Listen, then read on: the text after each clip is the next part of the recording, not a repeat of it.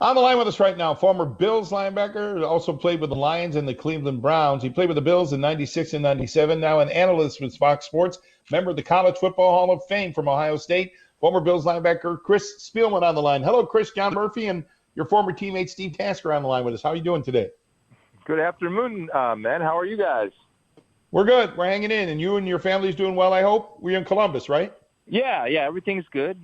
Just making the most of the opportunity. I think in life, great challenges bring great opportunities, and a lot of us are defined. At least I'm trying to tell my kids whenever there's difficulties or challenges, it's how you respond. What are you going to do? Is it going to control you, or are you going to control it?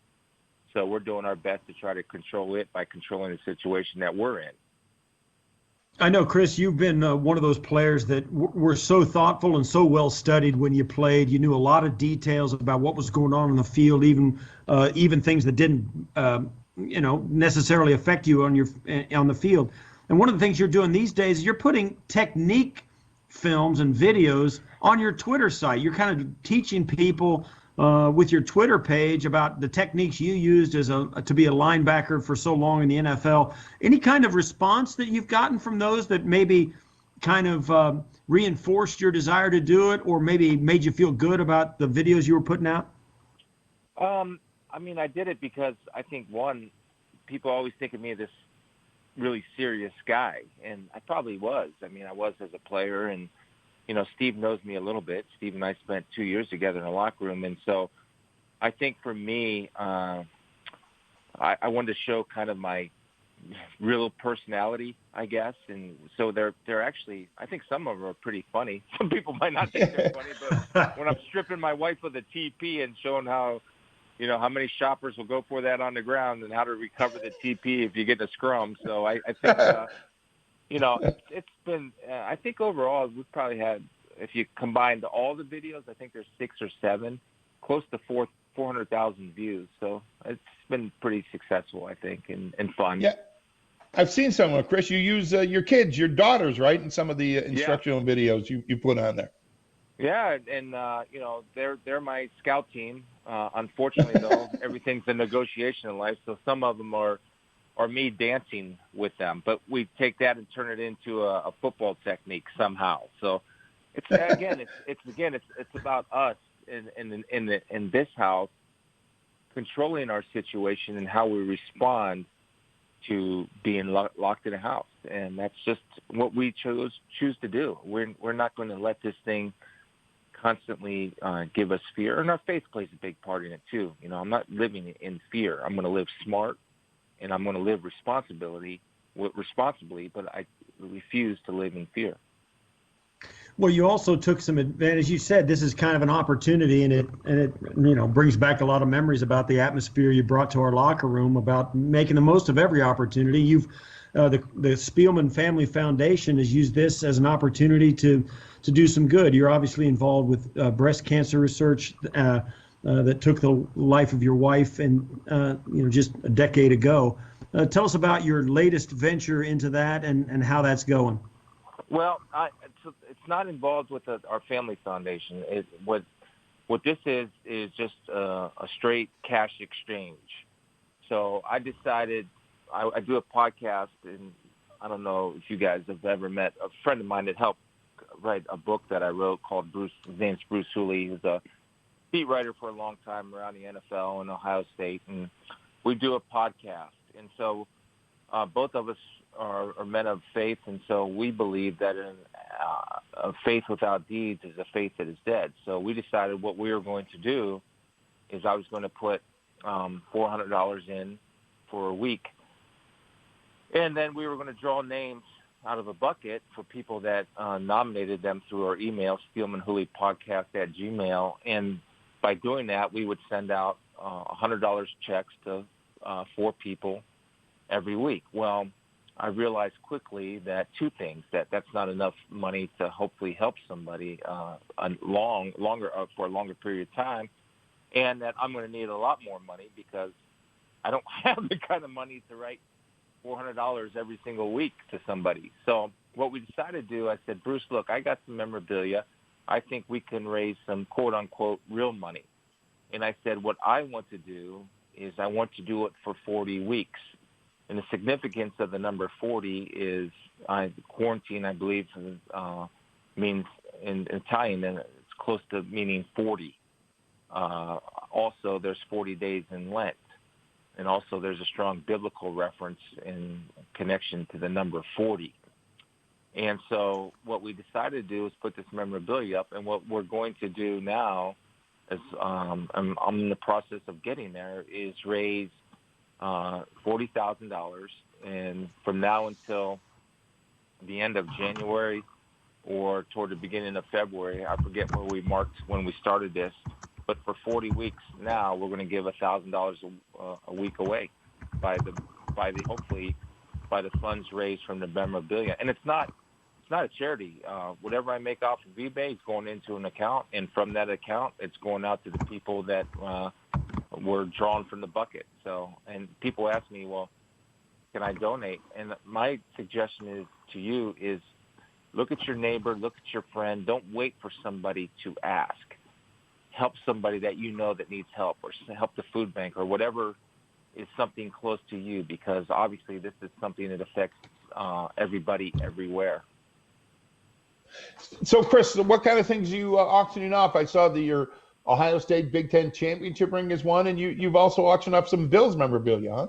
I offered up a game-worn Bills jersey from '97 season. That went for $1,125, and I don't know if you guys know. I mean, you guys have the Sabres, obviously, but the captain of the Blue Jackets, Nick Foligno, matched that offer, so we doubled that, which was really cool. And I got Nick a Bills T-shirt. He's paid $1,100 for a Bills T-shirt that I had. So, wow, pretty good deal for me. Bad for Nick, but I think Nick can afford it. So yeah. Chris, I got to ask you this too. And I know this. I mean, you wouldn't be parting with any of this stuff if it really wasn't important to you. But is there anything on your list of paraphernalia that you think is maybe the most valuable? I mean, what piece of paraphernalia speaks to you more so than any of the stuff like jerseys and all of that? Well, just an interesting story. I sold the Big Ten championship ring from 1984 for $12,000, and the gentleman who's so gracious and kind offered. I said, let's make a deal that when I die and when you die, your oldest son, who went to school with my oldest daughter, he finds her and gives her back the ring. And he said, deal. Wow. And so I think for me, look, Steve, John, I'm sorry I don't know this, but Steve, I know you have a strong faith that our faith at times requires sacrificial giving. And so I know that I have the memories, and I'll miss the memorabilia, but I don't need the memorabilia because I have the memories. I know that I played in that Rose Bowl game. I know that my experience with the Buffalo Bills was an awesome experience. I know what the people of Detroit and me being a Lion means. I remember those games. I lived it. I was there. I was in that locker room with Jim Kelly and Steve Tasker and Bruce Smith and Andre Reed and Thurman Thomas and Bryce Popp and Sam Rogers. I lived that. And so the memorabilia is really, really cool to have. But I look at it as it's a small sacrifice, yet it is a sacrifice, but it's one that is worth more hanging up in my weight room. It's worth more in somebody else's weight room when that person has been blessed enough to be able to see the vision that I have and help not only me serve God, but help those people that are in need. So it's a win-win-win. Three people win. The person who buys it, I win because I get to serve, and the person who's getting it wins because they get some relief. And if you win $250 and you're somebody out of work, that pays a bill or buys a week's worth of groceries for you that you don't have to worry about. Yeah, I agree with you, Chris. There's a lot to look at as well. And I know this too, with all the paraphernalia I've gotten over the years, most of it is worthless to everybody except me, and that's the only stuff I keep. And a lot of it is intrinsically not valuable. But I know this too, that there are things out there that it's not my career has never been about rings or stuff like that. I cherish the relationships more so than anything. That, having guys like you on my team, being in that locker room with you and Sam Rogers and Bryce Pop and Bruce and Jim and Thurman, Andre, all those guys. That's really what the fun of it is. So I applaud your willingness to sacrificially give maybe fragments of those memories away to some people who would appreciate them, and use the proceeds to help others who or could not care less about that stuff. And I think it's use it for the benefit. I gotta give you a clap for that. That's awesome. It's good to hear you doing that.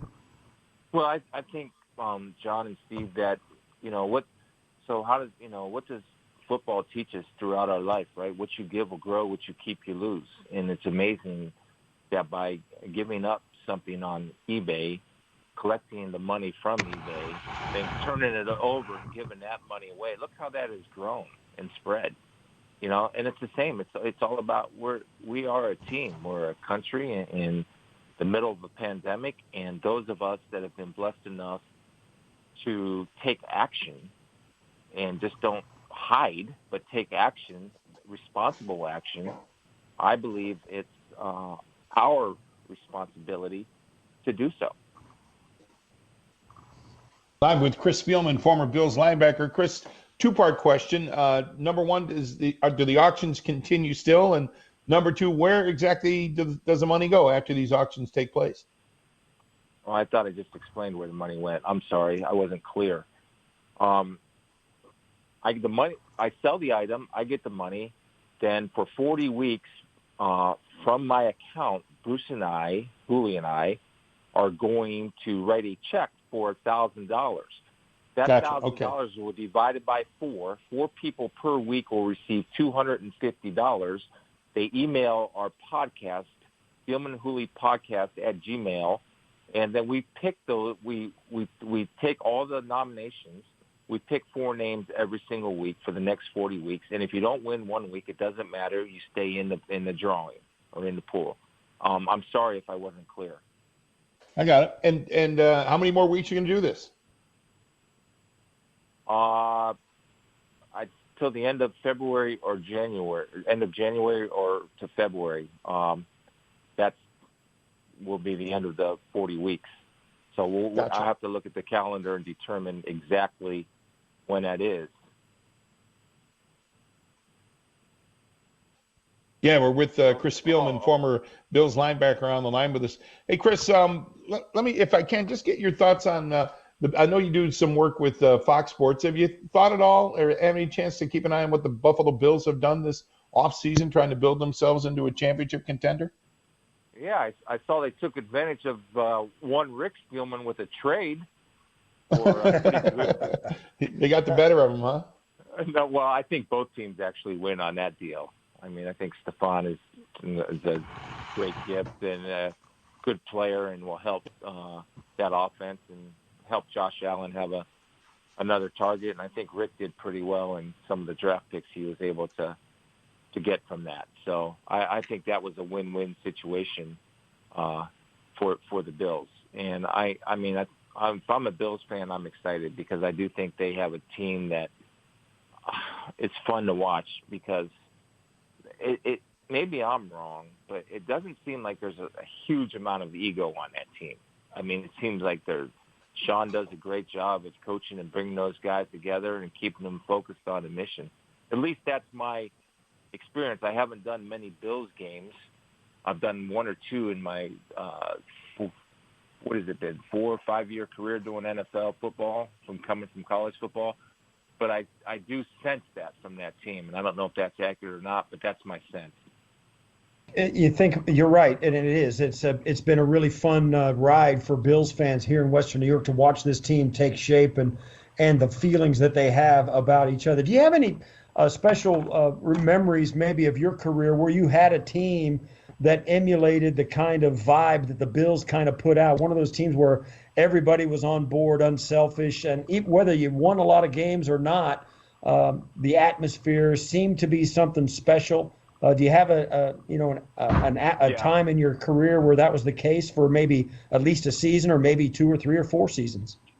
2 particular seasons. I mean, Steve, I know, every season for guys like you and I that, well, I don't want to speak for you, but I know you played with it. I think you played with a chip on your shoulder. I played with a chip on my shoulder, and I thought it was a privilege to be in the NFL and not a privilege for the NFL to have me in it. So every year was special for me.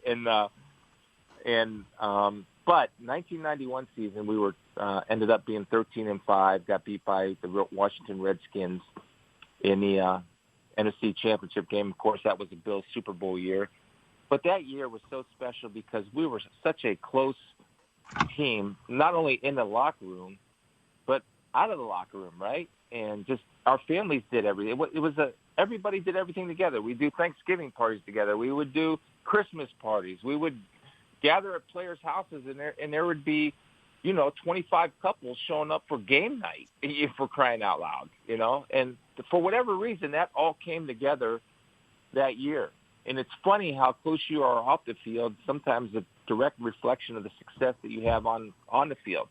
The second year was 1996, my first year with the Bills, and I thought that was the coolest experience for me, being a new guy coming in there, but just seeing, guys like Steve Tasker and Jim Kelly and Andre Reed, and I said, man, and Bruce Smith and Bryce and Thomas Smith and Kurt Schultz and Marlon Kerner. I mean, I can't believe I get to play with these dudes, and I'm part of their team, and I get to be in the huddle with them. And Steve, man, we had fun as off the field too. I just remember going to Jim's house or going to somebody's house, and we all got together, and we were brothers. Not only, obviously, there's a natural brotherhood that takes place on the field, but man, off the field, I thought it was special. It was for me. It was a great experience for me. It was a great experience for me. And the Buffalo Bills fans, I remember taking Stephanie to is it the McKinley, or was it the McKinley Mall? Is that the one? Yeah. Orchard Park? That's it. Or Hamburg? That's or it. whatever. And I remember we'd go to movie night on Friday night, and all these people were walking around in Bills jerseys. I said, my gosh, I'm back in high school or college. This is awesome. Yeah. On Friday night, they were wearing the gear. It was awesome. I got to ask you too. You'll always be kind of linked, despite your years with the Bills and with the Browns. But you were a Detroit Lion before you were anything else in the NFL. And you look back and you look at what the Lions are doing. Matt Patricia trying to win there. It's always been a difficult city to win in Detroit. Do you think? How much patience will the Detroit ownership give Matt Patricia? What do you see there in Detroit and how that's going to go for him? I think it's been made pretty clear that they got to get to the playoffs this year. I think it's been clear. I don't get into the head of Mrs. Ford and what her direction is, but I think that they had some rough injuries last year, obviously, but they have a really good quarterback. I mean, I don't know you guys are in the AFC a lot, but I don't know what the feeling is of Matthew Stafford, but I think he's really good when healthy and pretty good offense once they're all healthy. I mean, they were playing with the running back from Alabama, Scarborough, last year. He was on the street. He was at home watching ID Discovery. They call him, hey, by the way, you're starting at running back next week. So, that's how they were getting guys, and the improvement needs to be made on defense. And Matt and Bob Quinn, the general manager, they want the Patriot guys. I mean, they're bringing more and more. Jamie Collins is there now. They've gotten guys that connections with Matt and Bob when they were at New England. And, if they get their defense going, they can be a really, really good team. And I don't know if you guys had a chance. And I know you guys are busy on Sundays. And, John, I know you're doing the games. Are you still doing the games, John? I'm sorry. Yes, sir. Yes, sir, I am. Yeah, yep. and I know Steve's doing his thing at CBS like I do my thing at Fox. But when you look at there's a running back by the name of Kerryon Johnson who's kind of been nicked up, but when he's healthy, I really think he has a pretty good chance to be really good. And Kenny Golladay is a good young wide receiver. Marvin Jones Jr., a good player. So they got a lot of good things going on for them if they can stay healthy like anybody else. We say that about 31 other teams. There you go. Hey, Chris, when you left Buffalo, it was a while ago, 97, and a couple of years after that, you established the Chris Spielman Family Foundation. Are you still doing that, and what kind of work do they do? Well, the Family Foundation is something totally different, and we're not doing that anymore because that was all non-breast. But we established the one I hope you're referencing, John, is the Stephanie Spielman Fund for Breast Cancer Research. Yes. Which has raised $23 million since its conception. My oldest daughter, who has been unfortunately in or around the cancer world for most of her life, is actually in the development fundraising office of the James Cancer Hospital. And she works directly with not only Stephanie's fund, but a bunch of other cancer funds. And it's just such a joy to see her pick up her mother's mantle and carry forward and carry on. And when your kids start, and Steve, I know you got a boatload of kids like me, but when your kids, when you and Sarah, right, you guys just got them all over the place. But when your kids start to practice what you've preached to them their whole life, and they put it into action, and they don't even know they're putting it into action, that's when you can step back as a parent and say, all right, that was a pretty good job with that one. Move on to the next one. You know? Chris, one last thing I got to ask you about. Over this last weekend, NFL Network aired your story of football life. Tell us what went into that. Were you happy with the way it turned out? I mean, I heard it was on this weekend. I haven't seen it in a while, but yeah, I was happy with the way it turned out. I think, they had a little faith segment at the end there. I think they did a phenomenal job. Don't get me wrong, but I think the faith part of it played a bigger role in our Stephanie and I's journey than that was portrayed in NFL life. But they did a phenomenal job and captured a lot of my personality and what I was as a young guy and what I ended up being. I mean, gosh forbid I couldn't stand doing an interview. Now I'm on TV and radio and podcasts and all that crap. So it's funny where that journey will take you.